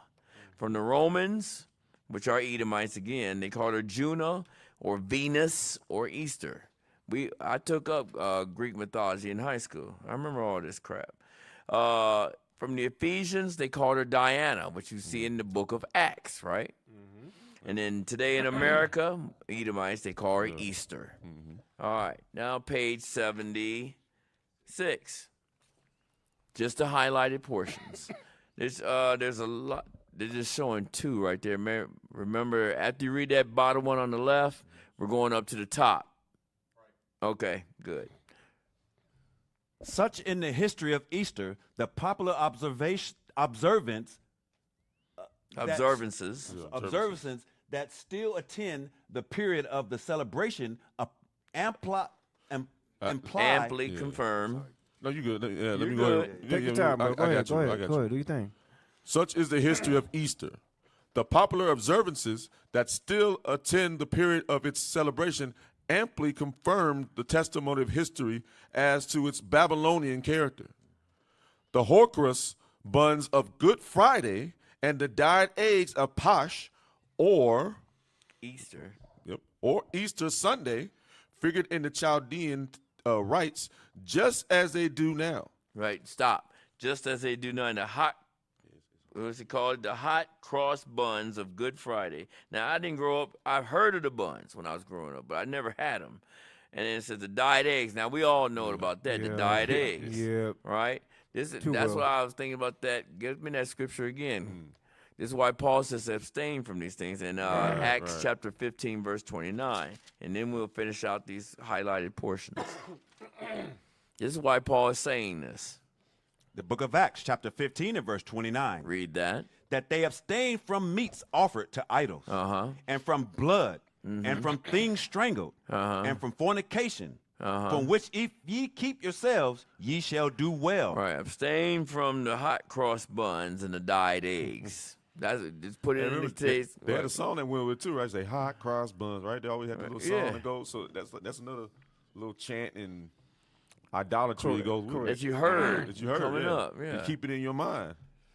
All right, now finish off where we left off. We're figured in the Chaldean rites just as they do now is where we left off. You see it? No, it's right here on the screen. Put it on there so everybody can see. There it goes. Blow up a little bit if you can. It is hard to read it now. Yeah, a little bit if you can. Okay. If you can, I can read it from the book. Where you starting at? You're going to start at the buns known to by the identical name at the top there. Okay. Were used in the worship. The buns known to by the identical name were used in the worship of the Queen of Heaven. For her buns. The goddess Easter. Right. As early as the days of Cecrops, the founder of Athens. Y'all think, I'm telling you, everything, all of this is sexual. It's symbolic. Right.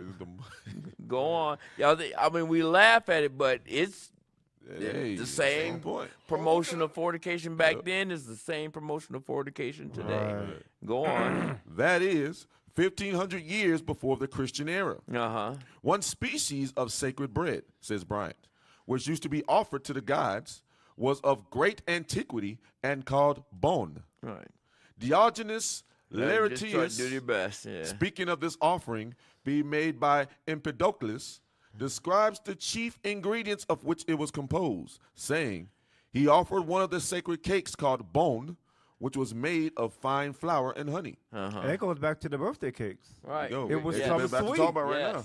Yeah. I'm saying? Jeremiah 44. It's about to tell her right now. The prophet Jeremiah takes notice of this kind of offering when he says, the children gather wood, the fathers kindle the fire, and the women knead their dough to make cakes to the queen of heaven. Right. Cakes, birthday cakes.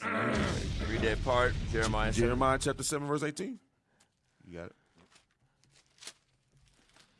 That's some good history right there. Yep. That's some good history. This is the book of Jeremiah, chapter 7 and verse 18. Uh-huh. The children gathered wood, and the fathers kindled the fire, and the women knead their dough. All right, birthday cakes. To make cakes to the queen of heaven. To make cakes to the queen of heaven. She's promoting fornication. That's what with all the buns. Now go down to the next highlighted portion where it says the hot cross buns are not now offered. This is page 76. You should be that's 74 right there. Page 76. There you go. In the middle there on the right-hand side, right there. Can y'all see that? Or I can read it. Yeah, there you go. It's bigger. Yeah. Go ahead. I can read it. The hot crust buns are not now offered, but eaten on the festival of Astarte. But this leaves no doubt as to whence they have been derived. The origin of the posh eggs is just as clear. The ancient Druids bore an egg as the sacred emblem of their order. Okay, now the next part where it's talking about the egg, the last part. An egg of wondrous size is said to have fallen from heaven into the river Euphrates. The fishes rolled it to the bank, where the doves, having settled upon it and hatched it, out came Venus, who afterwards was called the Syrian goddess. Okay, stop right there. While he's reading that, IT, find that, what was it? Lady Gaga. Lady Gaga hatched from egg. Find the clip, and then we'll keep on reading this. But find the clip. Can we keep reading this while you're finding the clip? So bring it back up. If you can't do that, okay, that's okay. While I'm reading that, I'll read it. You find the clip because I want y'all to see this. Yeah, you can't just find the clip for me. I'll finish reading it. All right, where did you leave off at? The fishes rolled it to the bank, where the doves, having settled upon it and hatched it, out came Venus, who afterwards was called the Syrian goddess, that is, Astarte. Hence, the egg became one of the symbols of Astarte, or Easter. And accordingly, in Cyprus, one of the chosen seats of the worship of Venus, or Astarte, the egg of wondrous size was represented on a grand scale. Right, now we're going to see it. Because our people, there it is. It's a short video. Yeah, play it.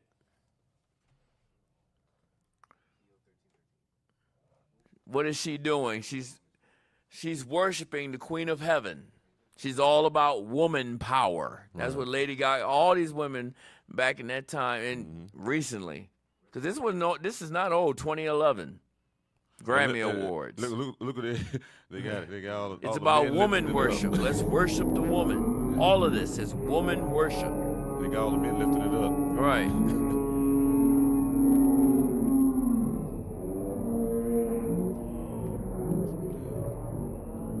And I remember people were seeing this. I said, they probably don't even know what they're watching. They don't know what they're looking at. Yeah. They don't. They're clueless. They don't. We just read it. The worship of Astarte or Ishtar or people. Was that it? Why did it stop? That was it. Okay. Hey, so think about this. All the history that I was just went over in that book, I know we had to go over it briefly, but all the history went over in that book, remember, this is Passover.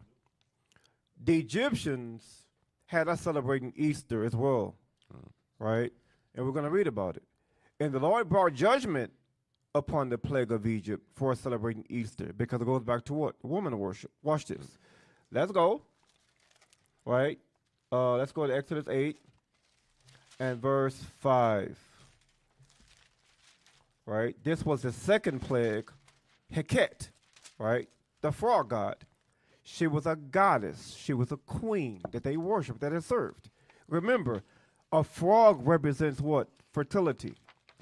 Because they grow numerous, right? They grow rapidly and quickly. So read this. Watch this. This is the book of Exodus, chapter 8 and verse 5. And the Lord spake unto Moses, say unto Aaron, stretch forth thy hand with thy rod over the streams, over the rivers, and over the ponds, and cause the frogs to come up upon the land of Egypt. So one of the gods of Egypt was Heket. I think I pronounced it right. Yeah, you pronounced it. Heket, right? So it was a frog god. Remember, this ancient custom of Heket represented Easter. She was the goddess of what? Fertility, right? So during the time of Babylon, during the time of ancient Egypt, Easter was also celebrated. So what America does, they go back into ancient history. They recognize those things that got us caught up then. They refurbish this stuff and they catch us up now. Right. That's why we're so drawn to these things, because we did it before in the past. And our enemies know it. These things are spiritual, right? And they put, hey, can you put that image out? There it is. It's a woman. It's a woman. And if you look at the cross in her hand, the Ankh. The Ankh represents life, and it represents fertility. Orgies. Yeah. Orgies, right? So think about it.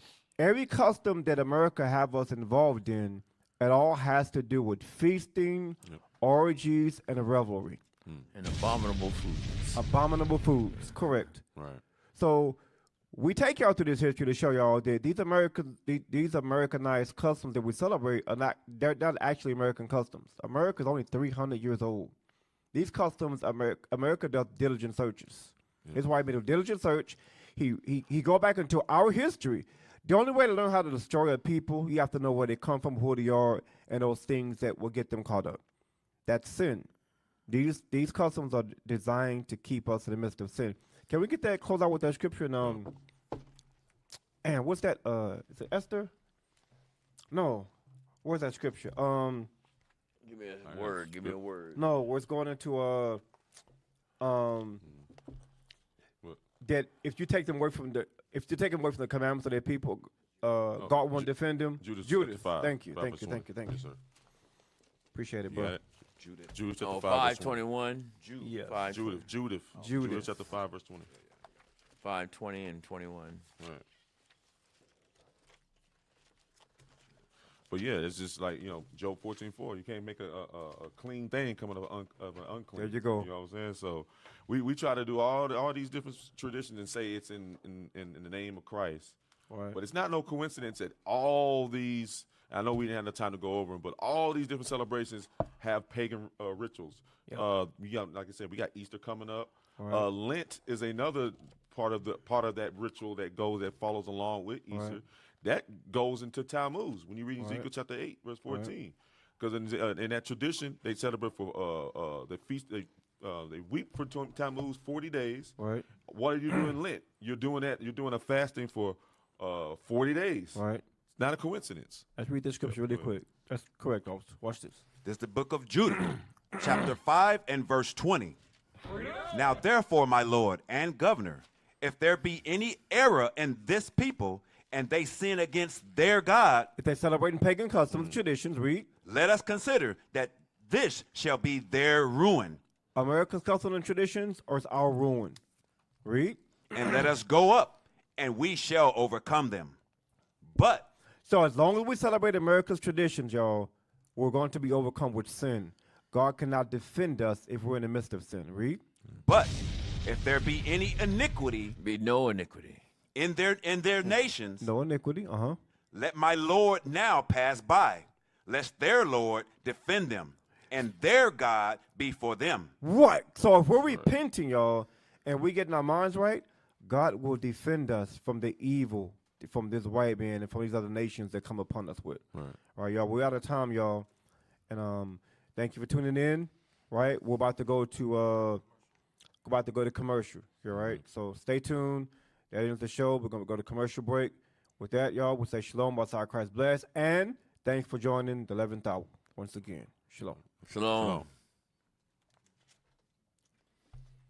Hey, this is Officer Naraya. I'm here with Officer Elisha. Listen, this is IUIC San Antonio, the MLK Day Blitz. Hey, all praise to the Most High. Shout out to Dallas. Shout out to Houston. Shout out to Austin for coming out to help us push this word. Hey, listen, we out here teaching our people who they are according to the Bible. That listen, Martin Luther King, he did things for our people, but guess what? The prophets are here to save the world.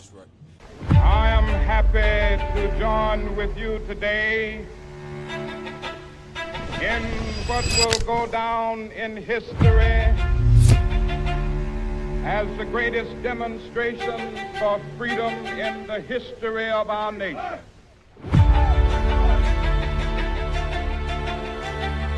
I have a dream. I must confess that that dream that I had that day has at many points turned into a nightmare. I have a dream.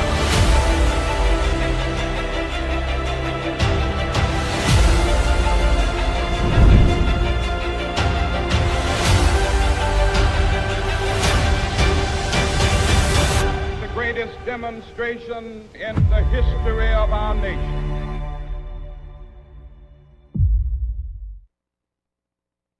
Shalom, family. Most High Christ bless. Bishop Kanai here. Listen, I need a favor to ask you. Subscribe to the YouTube channel for IUIC San Antonio 2. IUIC San Antonio 2. Help support it. Let's get this word out. IUIC San Antonio on the rise. I said they must have forgot. They on the side, they watching, hoping, praying, wish it would stop. Either get down or get laid down. I mean, you with us or not. We at the tip of the top. And if you sit in my spot, that mean the bigger the drop. I mean, they must have forgot. Follow IUIC San Antonio. Two today. Right now, subscribe, family, right now. Man, they must have forgot. I said they must have forgot. You ain't subscribed yet? What the hell's wrong with you? I see you hating. Subscribe to IUIC San Antonio 2 today. Yawning on like somebody put something boring. You throwing shot after shot. Is he snoring?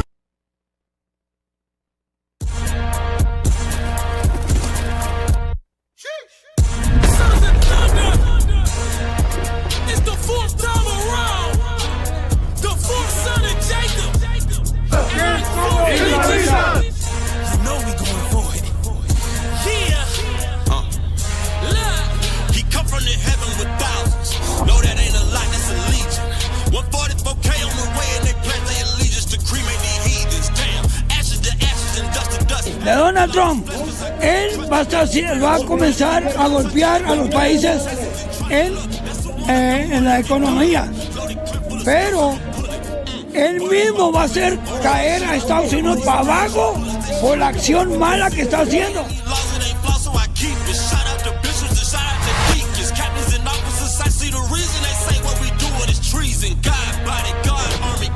We out here to edify our people. We're discussing, having interviews on the side, discussing what's going on in America, in the borders, right?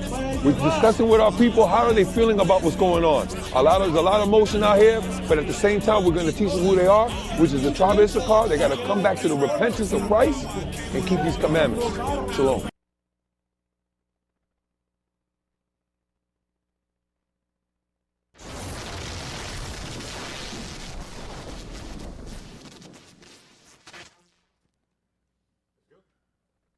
All right, shalom, y'all. Shalom. Shalom. We're back from commercial break. I'm Officer Rachazar. Officer Jeshurun. Officer Nathaniel. You're tuned into another version of the 11th hour. We thank y'all for tuning in. We'll have to go to announcements. Bring it out. Commercial break. All right, y'all. So, hey, you want to put some bricks in? You want to put some works? Hey, this is how you can do it, y'all. IOIC.fundraising@israelunite.org. We need the help, man. This is why all we see our bishops, our deacons, especially double honors to them. Our bishops, our deacons, our captains putting in this great work worldwide. We cannot do this without your contributions. IOIC.fundraising@israelunite.org. Also support us locally as well. All right, we have a lot of work to do. Go to IOIC.sanantonio@israelunite.org. and send your PayPal alms from there as well. Also, check out our new YouTube page, IOIC San Antonio 2, right? Say, hey, check out all the latest that we got going on. Captain Naon, also Nariah, also Lishua, also Maratazal, also Jeshurun, right? say, hey, just check it all out, man. We got all the material right there. All right, help support. Also, we are seeking your assistance to enhance our national broadcast. Please kindly spare a minute to provide some feedback by answering 5 brief questions. So scan that QR code over there. Thank you for your time. All right, y'all. All praise to the Most High. Lord, we'll see y'all next week. And y'all tuned in to another version of the 11th hour. All praise to the Most High.